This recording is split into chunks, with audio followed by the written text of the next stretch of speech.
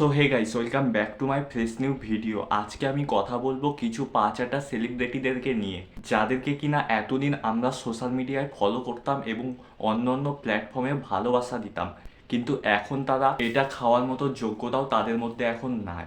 বুঝতে পারছো তারা কতটা নিচু জায়গায় পৌঁছে গেছে।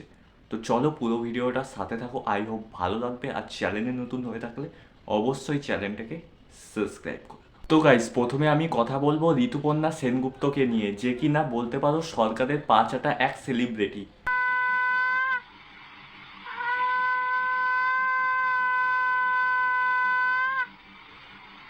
সে আসছে শঙ্খ বাজাতে, তাও আবার ব্যাকগ্রাউন্ড মিউজিক দিয়ে, যে কিনা এখনো শঙ্খ বাজাতে শিখেনি।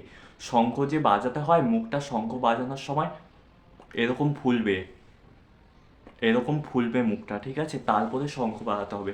জানি অনেকেই আছে শঙ্খ বাজাতে পারে না, তাই বলে তোর মতো ব্যাকগ্রাউন্ড মিউজিক দিয়ে শঙ্খ বাজাতে হবে? তুই পারিস না, বাজাতিস না, কি দরকার ছিল শঙ্খ বাজানো? তাই বলে ব্যাকগ্রাউন্ড মিউজিক দিয়ে শঙ্খ বাজাবি? দাদা, তোর শঙ্খ ছাড়া আমি শঙ্খ বাজানো শেখাচ্ছি। দেখতে পাচ্ছিস? All out. কি এটা? All out. অল আউট দিয়ে আমি শঙ্খ বাজাবো, দেখবি কেমন করে।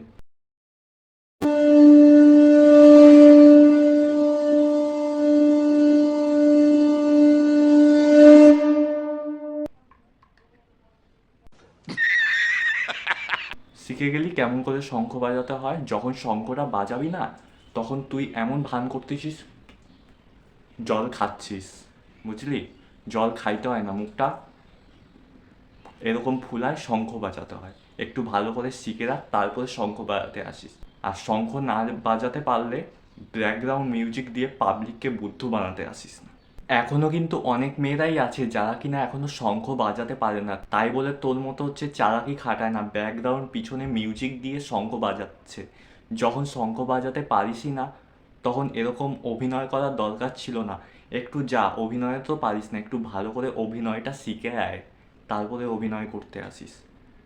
শঙ্খ বাজাতে পারে না, আবার ব্যাকগ্রাউন্ড মিউজিক দিয়ে শঙ্খ বাজাতে আসছে পাঁচাটা সেলিব্রিটি। যে আমি বাড়িতে ঠিক করে পৌঁছবো তো, আমি বাড়িতে ঠিক করে পৌঁছতে পারবো তো। এতদিন ধরে দিদি নাম্বার ওয়ানের মঞ্চে যারা খেলতে আসতো তারা কিন্তু ইমোশনাল স্টোরি বলতো এবং জানাতো, আমাদের দিদি কিন্তু সেইগুলো দেখে ইমোশনাল হয়ে পড়তো। আর এখন সেই কষ্ট ঝাড়তে কিন্তু সোশ্যাল মিডিয়ায় চলে আসছে। আমি বাড়িতে ঠিক করে পৌঁছবো তো। মেকআপ করে কে কান্দাকাটি করে ভাই? আমার কথা হচ্ছে, মেকআপ করে কে কান্দাকাটি করতে আসে? আর কান্দাকাটি করলি জানি সেটা অভিনয়, কিন্তু একটু ভালো করে তো অভিনয়টা করতে পারতিস।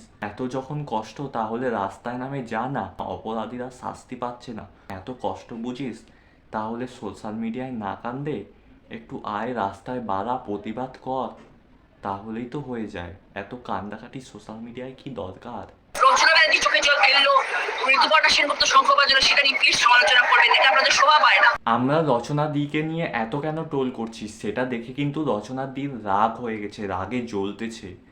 আমাদের রচনা ব্যানার্জির এত রাগ এই ফার্স্ট টাইম দেখতে পেলাম। মেকআপ করে কান্দার অভিনয় করতে আসছিলিস, তখন মনে ছিল না যে টোল হবি? এত যখন দুঃখ, তাহলে রাস্তায় নামে কান্দাকাটি কর না, রাস্তায় নাম, প্রতিবাদ কর, তাহলে তো মানবো তোর কষ্টটা কত।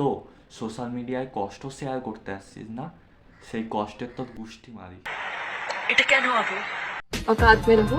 সোশ্যাল মিডিয়ায় কয়েকদিন ধরে দেখছি একটা ভিডিও খুব ভাইরাল হচ্ছে, যেখানে কিনা সঞ্জয় রায়ের দিদি এবং বোন সঞ্জয় রায়ের হাতে রাখি পরাচ্ছে। বলছি, এই শুয়োরের বাচ্চার হাতে রাখি পরানোর কোনো দরকার নাই। যে কিনা নিজের বোন দিদির হাতে রাখি পরে অন্য বোন দিদিদেরকে রক্ষা করতে পারে না এবং সম্মান করে না, তার হাতে রাখি পরানোটা জাস্ট বিলাসিতা মাত্র। তার হাতে রাখি পরানোর দরকার নাই।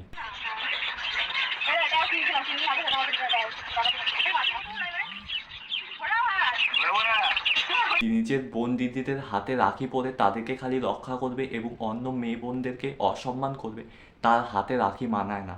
আর এর দ্বারা এটাই বোঝাতে চাচ্ছি যে এরকম কিন্তু অনেকেই তোমরা দেখতে পারবে, অনেক বোন দিদি আছে যার ভাইকে রাখি পরাচ্ছে।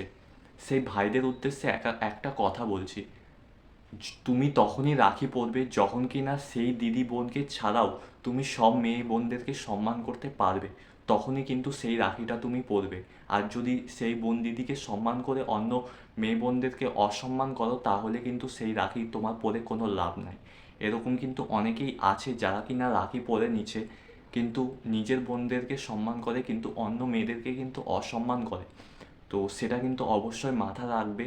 সম্মান করতে হলে সবাইকেই সম্মান করবে, মেয়েরা আছে সবাইকে সম্মান করবে, ভালো রাখবে। আরেকটা সরকারের পাঁচটা দালাল আছে এবং পাঁচটা সেলিব্রিটি বলতে পারো, যাকে কিনা আমরা এতদিন ধরে মহারাজা বলে মানতাম এবং অনেকেই কিন্তু তাকে ভালোবাসতো, সম্মান করতো, আইডল মনে করতো। না, আমার মনে হয় না একটা স্ট্রে ইনসিডেন্টে সবাইকে সমস্ত কিছুকে নিরাপদ না মনে করাটা ঠিক নয়।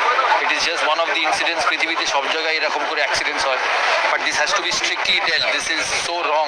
যাকে আমরা মহারাজা বলে মানতাম তার মুখ থেকে এরকম একটা কথাবার্তা শোনা যাচ্ছে, পাবলিকদের কাছে, ফ্যানদের কাছে গালি খাচ্ছে, তখনই কিন্তু সে পাল্টি খায় গেছে। এটা নিয়ে কি বলতে চাও? তখন আমার সৌরভ গাঙ্গুলি দা বলে যে এটা নাকি একটা অ্যাক্সিডেন্ট কেস আর এটা নিয়ে এত মাথামাতি করার কিছু না।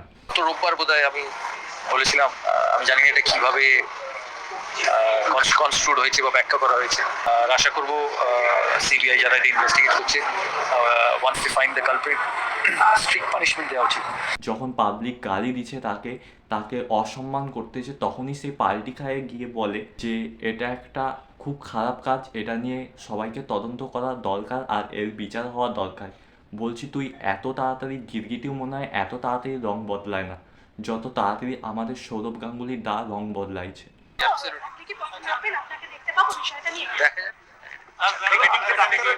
আর তখন তাকে জিজ্ঞেস করা হয় যে তুমি কি পথে নামবে, এর ব্যাপারে তুমি কি ভাবছো? তখন সৌরভ গাঙ্গুলি দা বলে, মানে আমাদের মহারাজা যাকে সবাই মানতো, সে বলে যে দেখি, এটা নিয়ে ভাবছি। মানে এর দ্বারাই বোঝা যায় চায় না যে পথে নামি বা পথে নামবো, তাকে ভাবতে হবে, ভাবার পরে সে নামবে কি না সেটা পরের কথা, কিন্তু সে এখনও জানে না পথে নামবে কি না। এর দ্বারাই বোঝা যায় তার পথে নামার ইচ্ছা নাই, কিন্তু পথে নামতে বাধ্য হচ্ছে, কারণ আমরা গালিগালাজ করতেছি, সবাই পাবলিক গালিগালাজ করতে, তার জন্য পথে নামবে, তাছাড়া কিন্তু পথে নামতো না। আর এই রেপ কেসটা ঘটেছিল 9 তারিখে আর আজকে হয়ে গেল 25 তারিখ। এখনও কিন্তু যারা অন্যায় করছে, যারা এরকম একটা রেপ কেস করছে, তারা কিন্তু এখনও ঘুরে বেড়াচ্ছে, তারা কিন্তু এখনও শাস্তি পায়নি। তো এটা নিয়ে কিন্তু থামলে হবে না, যতদিন না অপরাধীরা শাস্তি পাচ্ছে, এটার কোনো সমাধান হচ্ছে এবং বিচার হচ্ছে, ততদিন কিন্তু আমরা প্রতিবাদ করব, প্রতিবাদ জানাই যাব এবং রাস্তায় বাড়াবো। আর ততদিন কিন্তু লড়াই চলবে, যতদিন না এই লড়াইয়ে অপরাধীরা শাস্তি পাচ্ছে ততদিন কিন্তু আমরা লড়াই চালাই যাব। আর সবশেষ একটাই কথা বলবো, চোখের জল না, তার চোখ থেকে কিন্তু রক্ত বাড়াইছিল, সেই কথাটা কিন্তু আমাদেরকে মনে রাখতে হবে। তো এটা নিয়ে প্রতিবাদ জানাবো, যতদিন না বিচার পাচ্ছে, অপরাধীরা শাস্তি পাচ্ছে, ততদিন করব, লড়বো এবং আমরা জিতবো, এই ভরসাটা আছে। তো সবাই ভালো থেকো, সুস্থ থাকো। আর এতদূর ভিডিওটা দেখার জন্য সবাইকে অসংখ্য ধন্যবাদ। আর যতদিন না শাস্তি পাবে ততদিন প্রতিবাদ জানাবো এবং এরকম ভিডিও আপলোড করে যাব, দেখি কে আটকায়। চলো, দেখা হচ্ছে নতুন কোনো ভিডিওর সাথে, সবাই পাশে থাকো।